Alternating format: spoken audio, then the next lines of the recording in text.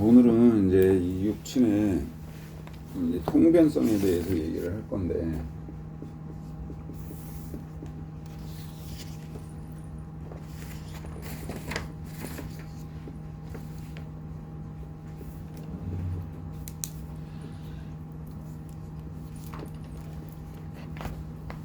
통변성에 대해서 얘기를 하는데, 이게 이제 다른 명칭으로 보면 이거를 십신이라고도 얘기를 하고, 그 다음에 이제 육신이라고도 얘기를 하고, 그 다음에 6개의 신이다. 육신이라고도 얘기를 해. 육신. 이건 잘못됐네. 육신. 거기 이제 교재에서도 보면, 그래서 사주학에서 사주팔자 공부하는 데에서 요 신을 귀신하고 헷갈리면 안 돼. 그래서 여기에서 얘기하는 이 신이라는 거는 뭐를 얘기하냐면은 어쨌든 절대적인 절대자, 그지? 그러면 결국에는 자연을 얘기를 하는 거야. 뭐 무슨 장군, 무슨 신 이런 걸 얘기하는 게 아니라 자연신이야. 그래서 자연은 우리 인간의 뭐 어머니고 고향이고 뭐 그 만물이 만들어지고 인간이 생겨나고, 또 그 때문에 자연의 힘과 능력을 우리는 신이라고 부른다. 그래서 옛날 사람들은 큰 바위를 보고도 빌고 그게 미륵의 어떤 현신이라고 얘기를 하는데, 큰 나무를 보면 선악나무에서도 사람들이 오래된 나무를 보고 빌고, 그런 게 다 신이야. 신. 자연 신이고, 신이라는 거는 귀신, 여기에서 귀자는 이거 귀할 귀자지 귀신이야, 귀신. 그리고 또 한편으로는 길신이라고도 얘기를 한다. 길신, 나한테 길한 기운을 주는, 귀하고 길한 신이다. 그게 준 말이야, 그게 신이라는 거는. 그래서 자연의 어떤 십신을 볼 때 밑에 보면 기본 구조하고 기능성의 차이가 있어. 근데 이건 육친에 대해서 지금 설명을 하는 거야. 그래서 편의는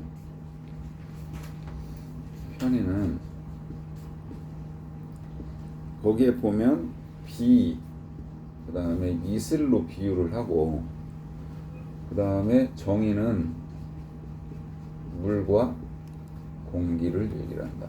이게 다 필요한 거잖아, 우리한테, 그지? 근데 구조는 이렇게 돼 있지만 활용하는 기능성의 기능은 이런 기능을 가지고 있다는 거예요. 육신에서도. 그래서 비견은 흙이야, 흙, 토양. 그 다음에 겁재는 동굴. 이거는 지금 이해가 좀 안 되지. 뒤에서 이제 얘기를 하면서 풀 건데 알고는 있으라는 거지. 그 다음에 식신은 뭐야? 식물. 어떤 먹거리 그런 걸 얘기를 하는 거지. 식상에서 상관은 동물. 그 다음에 식상, 이견겁재. 그 다음에 편재는 산천이야, 산천. 그 다음에 정재는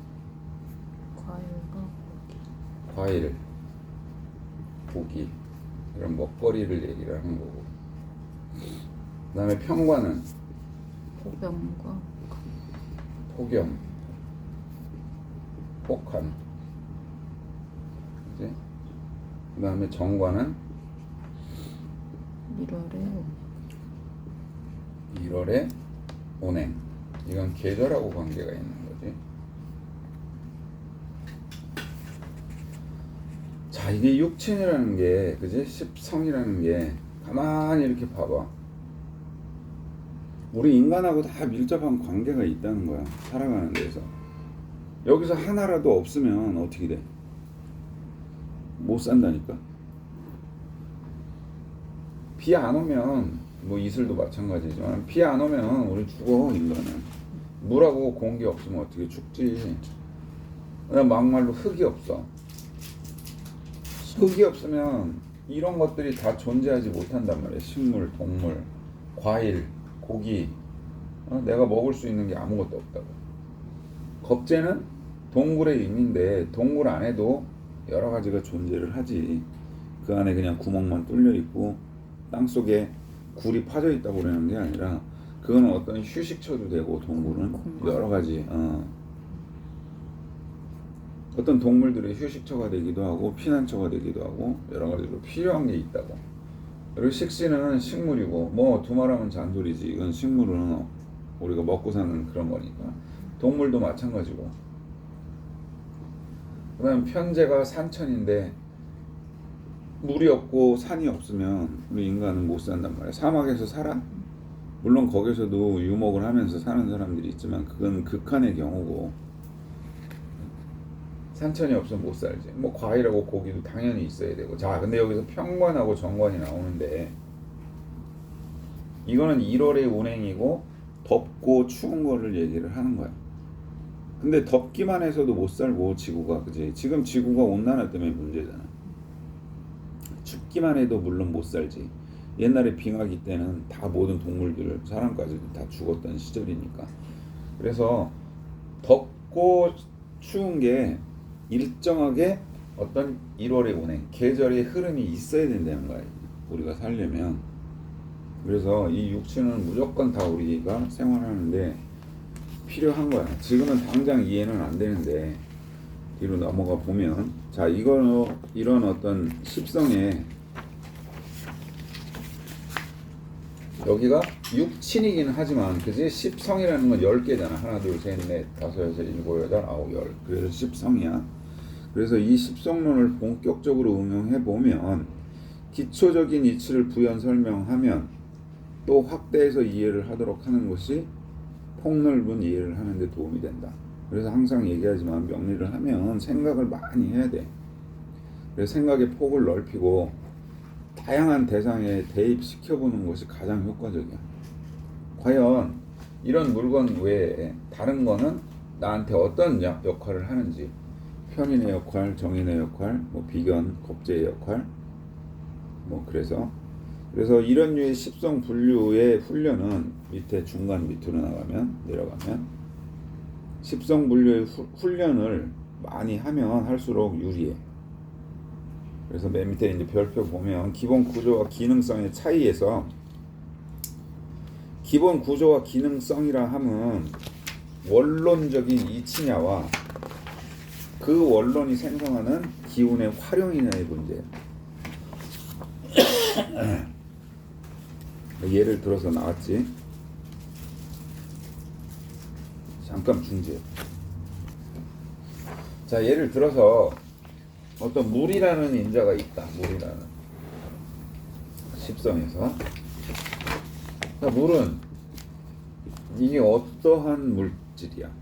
모든 생명체한테 이게 필요 불가결한 어떤 요소란 말이지. 근데 이게 과해서 넘치면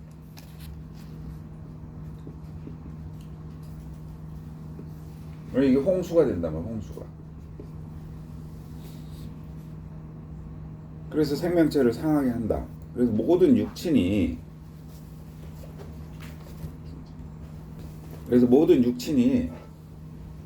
나한테 필요한 게 한 가지만 있으면 돼. 과해서 넘치면 그냥 다 과유불급. 나한테 무조건 해를 끼친다. 그렇게 얘기하면 되고, 자, 편인으로 봤을 때 일단 편인에서 이거는 비하고 이슬이랬지. 이슬. 비하고 이슬인데, 그러면 편인은 어떻게 되어 있는지를 한번 생각을 해보면, 편인은 자연적으로 놓고 생각해 볼 적에 비나 이슬로 대입을 시키면 적절하다. 그래서 비가 내리는 이유는 어찌됐든 산천초목 삼라만상이 반드시 필요한 것이고, 비가 내리지 않으면 대지는 당연히 황폐해지겠지. 풀이 못 자라고, 그지? 그래서 이런 걸 생각해 보면 정인이라고 해야 되는 게 맞는데, 정인인 이게 왜 편인으로 봤을까?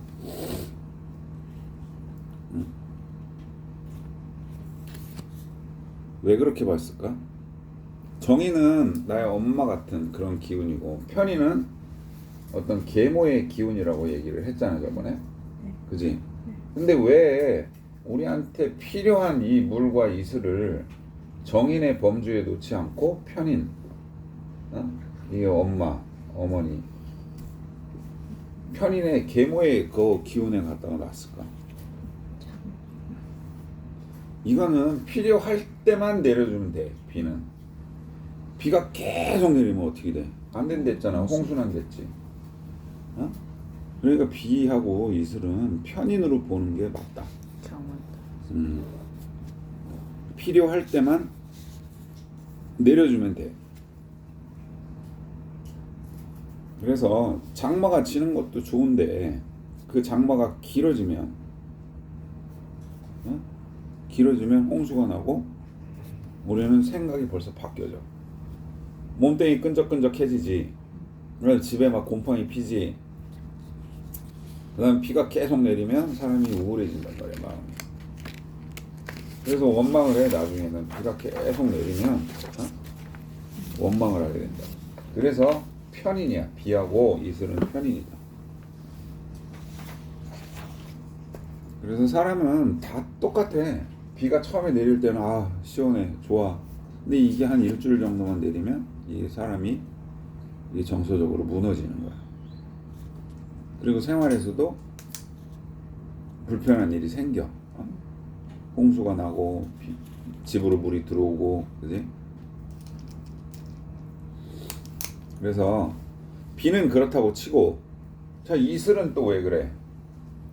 이슬은 비와 마찬가지로 편인이라고 보는데 이건 감질나는 거야. 이건 이슬은 감질난다니까.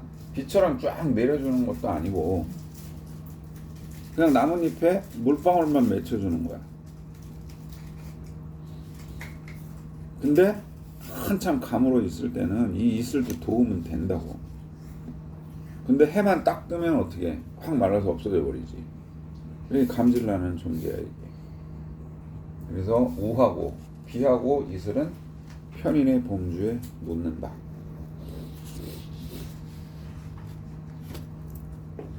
그래서 겨울에 내리는 눈도 똑같아. 이게 편인이야. 눈이 많이 내려야지 겨울에는 봄에 작황이 좋지. 물건이란다. 식물이 잘 자라게 된다고. 그래서 눈도 같은 의미로 본다. 자, 그러면 이제 정인으로 넘어가면 이 프린트가 다 깨지네.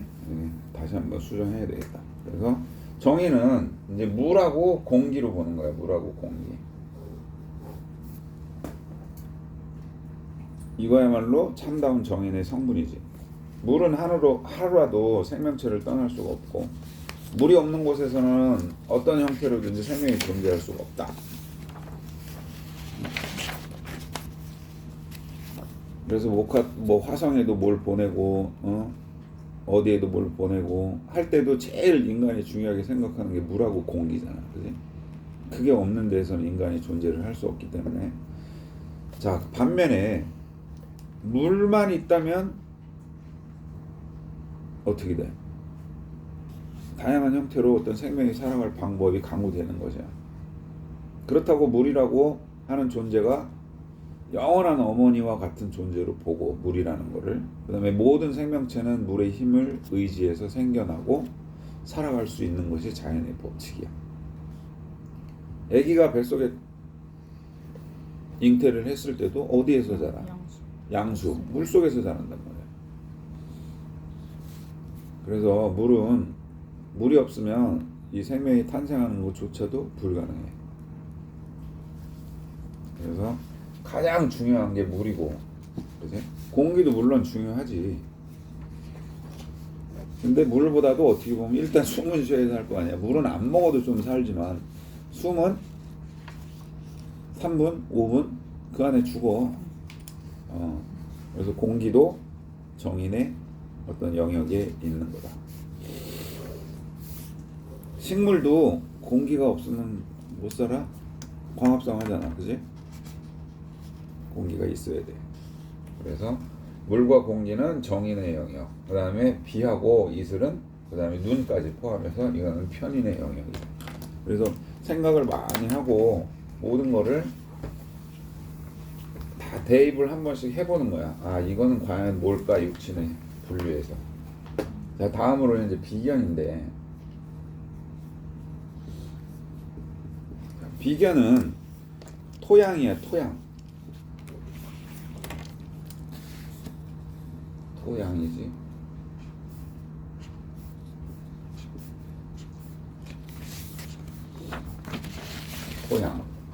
토양이고, 이제 크게 보면 이건 지구지, 지구. 우리가 지금 살고 있는 지구고, 또 좁혀서 얘기를 하면 우리 주변에 우리가 살고 있는 땅을 말하는 거야, 땅. 지구이기도 하고, 좁은 의미에서는 우리 주변의 땅을 얘기를 한다. 그래서 토양이라고 말을 하고, 토양이 단단하면 발을 굳게 디딜 수 있을 것이고, 야, 중요해, 여기에, 이게. 토양이 허술하면 걸음걸음 조심해서 살펴야 할 것이다. 이게 무슨 뜻일까? 비견 겁재는 어떤 조력자, 그런 역할을 한다고 그랬잖아. 어? 그래서 땅이 굳으면 내가 똑바로 설 수 있다고. 조력자, 나를 도와주는 사람, 내 주변에 있는 사람들이 나를 도우면, 그러면 내가 똑바로 쓸 수 있는 거야. 그래서 토양이야, 땅. 내가 딛고 서는 그 땅이 물러서 흔들리면 내 주체성도 떨어지고 계속 흔들리는 거야. 이게 비견이 약한 사주들은. 그래서 땅으로 보는 거야, 이거를. 토양으로. 비견은. 자, 겁재는 밑에 이제 겁재가 나오지. 비겁이니까. 겁재는 일단 동굴로 표현을 했는데, 여기에서는 함께 살아갈 공간이 마련이 되는 거야. 옛날에는 다 집이 없던 시절에는 동굴에서 살았지, 그지? 그래서 이 동굴이 발전을 하면 뭐가 돼? 이건 우리가 살고 있는 주택, 집이 되는 거야, 집. 나한테 정말 필요한 인자들이잖아, 그지? 그래서 비견 겁재라는 거는 뭔가 둥지를 틀고 살아가는 어떤 주택의 형태로 존재하는 것이라고 보고, 집이 없으면 어떻게 노숙해야 되잖아. 그래서 비견 겁재는 내가 살아가는 어떤 땅이고 집이다, 이렇게 생각을 하면 돼. 그럼 비겁이 없는 사람은 어떻게 해야겠어? 사주에 비겁이 약하면, 비견 겁재가 약한 사람들은 어떻게 해? 떠돈다니까. 어디에 정 붙일 곳 없고, 그지? 날 도와주는 사람 없고. 이제 육친에 이게 되게 중요한 거야. 그래서 십신에서 그 사주의 비견 겁재가 많아도 문제지만 없는 사람은 항상 떠도는 거야, 이게. 약하다는 게 없는 거예요. 없는 게 약한 거지. 2개 이상이면 많은 거잖아. 그럼 그때는 그걸로 인해 문제가 생기는 거고. 자, 비견 겁재는 이제 그렇게 풀어볼 수 있고. 자, 다음으로는 이제 식신인데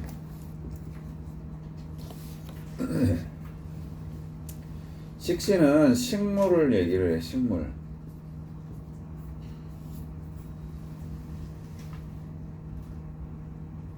비견이 생해주는 게 식신이지, 그지? 땅이고 집인데 땅에서 나는 게 결국엔 식물이잖아. 비견이 생해주는 게, 비겁이 생하는 게 식상이다. 이거 생하는 거잖아, 그지? 땅 속에서 식물이 나는 거야.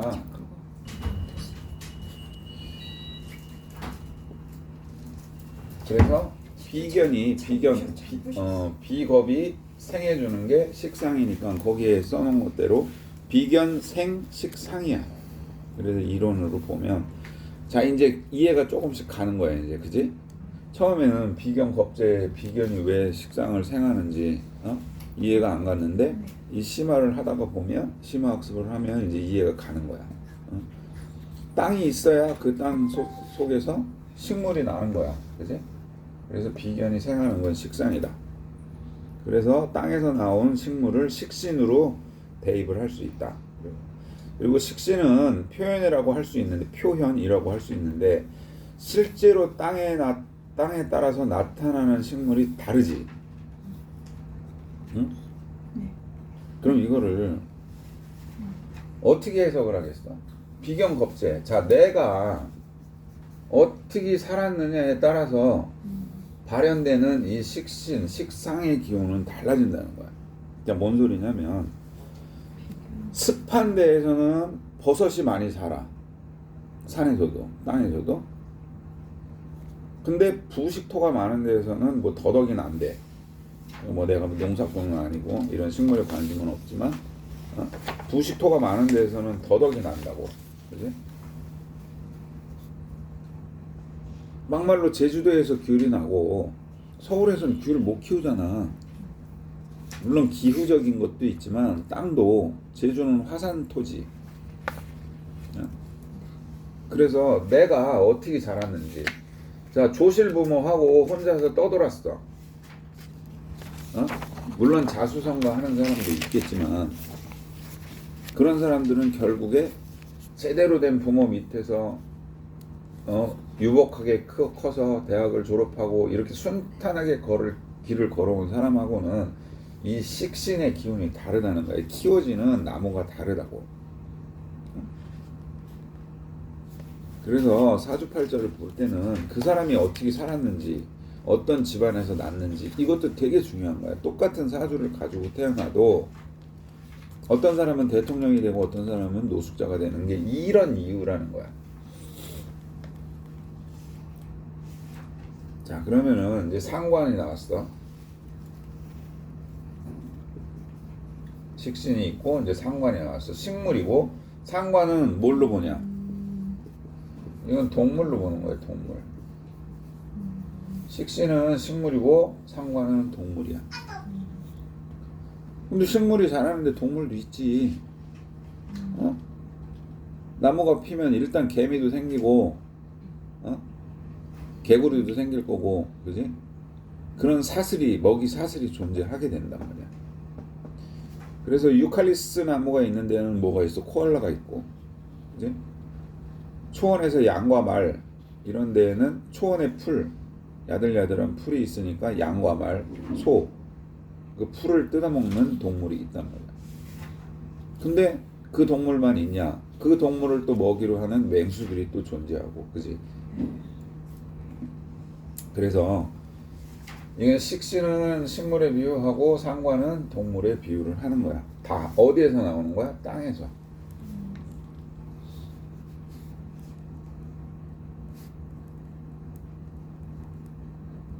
그래서 식신은 어떻게 보면 약간은 정적이야. 이건 움직이지 않지. 뿌리를 받고 있으니까 땅에, 그지? 근데 동물은 이 동적이란 말이야. 상관은. 그래서 같은 식상의 기운이라도 식신과 상관은 달라. 식신은 정적이고 상관은 좀 동적인 활동성을 가지고 있다. 그래서 상관 성분을 많이 가지고 있는 사람은 그만큼 활동적이라고 하는 것이 이치에 맞다. 그리고 동물을 자연에서는 상관이다. 자, 그래서 식상에 대해서는 이렇게 알아봤고, 자, 그 다음에 이제 편재. 편재는 산, 천, 산과 매를 얘기를 하는 거지. 네. 산천이라고 하는 것은 약간 설명이 필요하긴 한데, 그냥 이해를 하면 비견 겁재와 같은 것으로 생각할 수 있어. 비겁이 극하는 게 뭐야?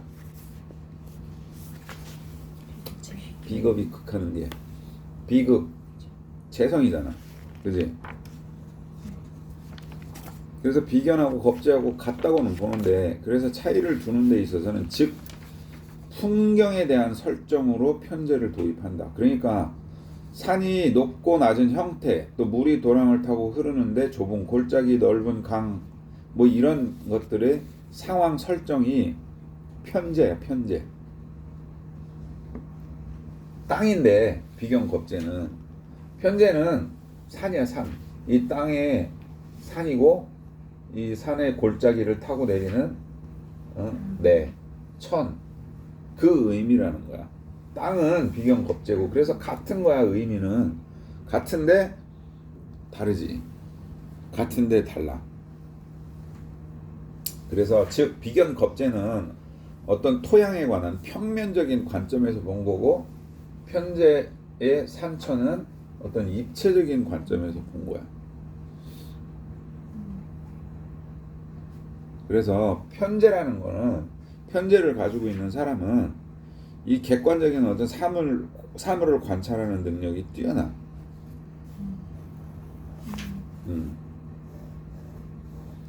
그냥 그런 식으로 이해하기 쉽게. 단순히 편제가 어떻고 저떻고 이런 걸 떠드는 것보다는 이 형상의 어떤 물건에 대입을 해보면서 육친을 이해하는 게 빠르다는 거야. 근데 편제는 나왔어요 이제. 근데 정제가 있지. 정제는 뭘로 표현을 했어? 과일이고 고기야. 자, 비경겁제가 편제하고 정제하고 똑같다고 그랬지. 자, 그럼 땅이야. 땅에는 산만 있고 물만 있나? 무엇도 있어. 산에는 나무가 자라잖아. 나무가 있지, 그지? 그래서 정제라는 거는 구체적으로 초목이 있고 나무가 있고, 뭐 여기 양은 못 그리겠다. 뭐 양이 이렇게 있던가, 말 대가리 이렇게 있고, 꼬리 이렇게 있고, 말도 있고, 뭐 여러 가지 동식물이 존재를 하는데, 여기에서 나오는 어떤 결과물을 얘기를 하는 거야, 이 정제는. 그래서 나무에 열매가 달릴 거 아니야, 그지? 그 열매가 과일이고, 이 동물들이 고기를 제공을 한단 말이지. 그래서 인간이 먹고 사는 어떤 양식이 되는 거야. 재물 중요하잖아, 그지? 현대 생활에서도 돈이 없으면, 이 재물이라는 게 없으면 못 살잖아. 그래서 인간이 먹고 살아야 하는 양식이 되기도 하고, 자신을 유지해주는 매우 중요한 역할도 그대로 수행하고 있는 것이다. 그래서 정제는 항상 구체적인 물질을 말하는 거야. 이 돈이야, 돈. 이게 다. 옛날에는 다 돈이라고. 이게 나무도 돈, 물도 돈, 과일, 고기도 다 돈이야.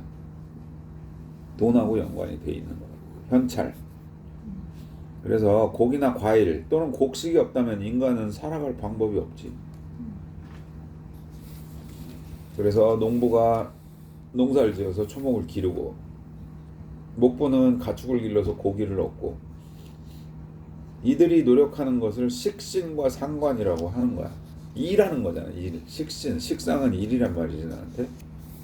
그래서 실제로 식상은 노력이야, 노력.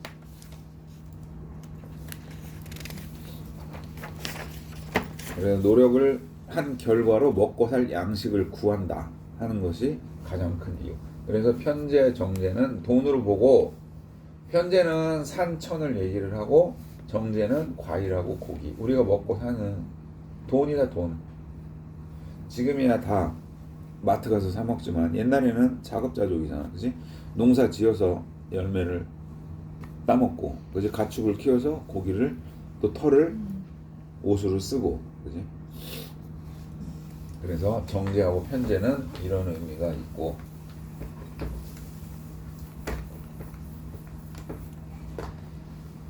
그 다음에 이제 평관.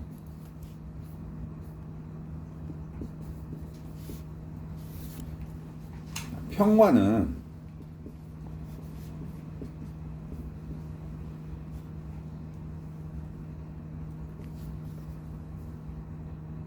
폭염이야, 폭염.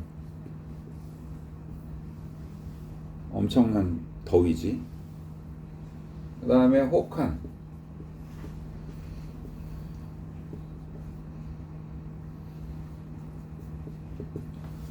혹한이다, 혹한. 폭염도 힘들고 혹한도 힘들지. 이게 관이라는 게 관이 극하는 게 뭐야? 관극 비잖아. 비. 나를 극한다니까.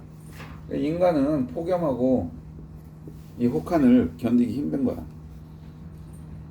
그래서 관이라는 것 자체는 항상 나를 힘들게 하는데, 자, 그래서 폭염이라고 하기도 하고 혹한이라고도 갖다가 붙인 거야. 사물에 어떤 현상에, 자연의 현상에. 그래서 사람이 살아가는 과정에서 상당히 인내심을 갖도록 유도하는 자연적인 성분들을 모두 평관으로 보는 거야. 이걸 좀 확대해 보면 천둥, 번개, 집중, 폭우, 또 해일, 지진, 가뭄 이런 것들이 다 평관이지.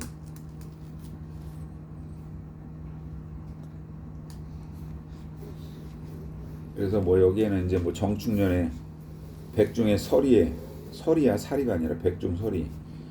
서리가 내리면 이게 농사 추수도 하기 전에 서리가 내려버리면 농작물이 다 그냥 죽어가는 불상사가 있었다. 이런 것도 평관으로 보는 거야. 그래서 이 평관은 뭐냐면 천재지변을 얘기하는 거야. 천재지변. 인간이 감당할 수 없는, 어떻게 해볼 수 없는 일들.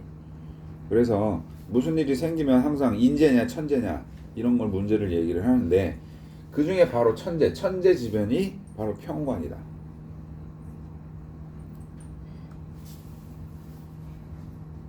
그래서 이 평관은 자연재해고 천재지변이기 때문에 인간이 어떻게 해볼 수가 없어. 그래서 그런 것들을 이제 평관의 범주에 놓고, 자, 정관이 나오는데, 자, 정관은 일단은 바른 거지. 1월 세상이 어떤 돌아가는 1월의 운행을 얘기를 한다. 1월의 운행. 그 자연의 어떤 질서야, 질서. 봄이 가면 여름이 오고, 여름이 가면 가을이 오고, 이런 것들. 가을이 가면 또 겨울이 오고. 그래서 질서가 언제나 정연하게 진행이 된다면 농부는 풍년이 되고 어부는 풍어를 기약할 수 있겠지만, 이게 태평성대가 이루어지는데 항상 그랬지. 모든 것이 다 과할 때는, 과유불급하게 되면 그때 문제가 생긴다. 그래서 정관도 과하면 평관이 돼. 과했을 때. 그러면 그게 뭘로 변해? 천재지변으로 변하는 거야. 그래서 정관과 평관은 완전히 똑같은 거야. 관이라는 것 자체만으로도 똑같아. 정관하고 평관은.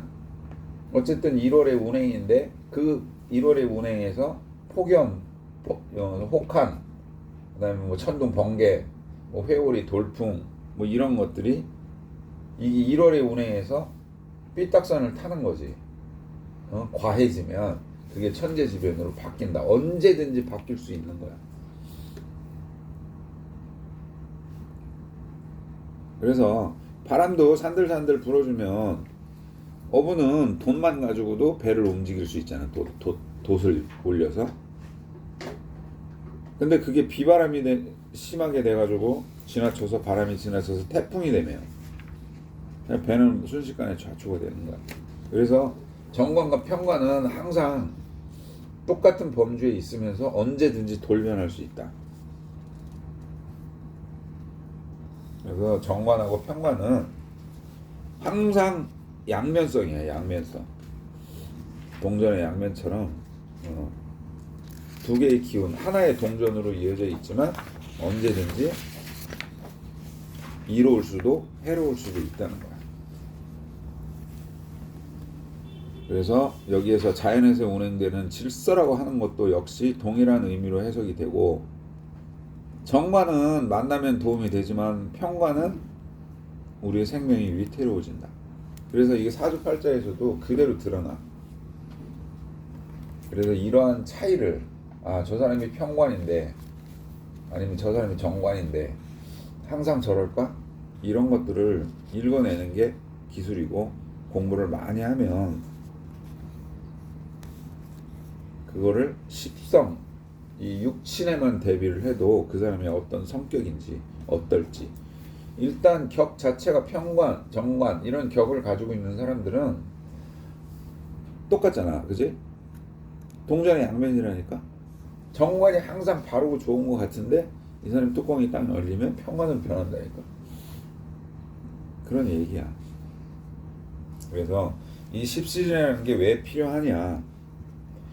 생극의 법칙에서 오행끼리의 상생과 상극을 알았고, 오행끼리 어떤 관계로 만나는가에 따라서 5가지로 분류하고 그 5가지를 다시 음양으로 나누어 십신이 생긴 거야. 그래서 이게 왜 10개의 신으로 구분을 했느냐? 이 오행의 상생과 극만으로는 부모, 형제, 배우자, 자식들을 면밀하게 따지기가 어렵기 때문에, 또 기륭이 언제 오고 언제 끝이 나는지를 알기가 어려워서, 그래서 십신이라는 게 탄생을 하게 된 거야.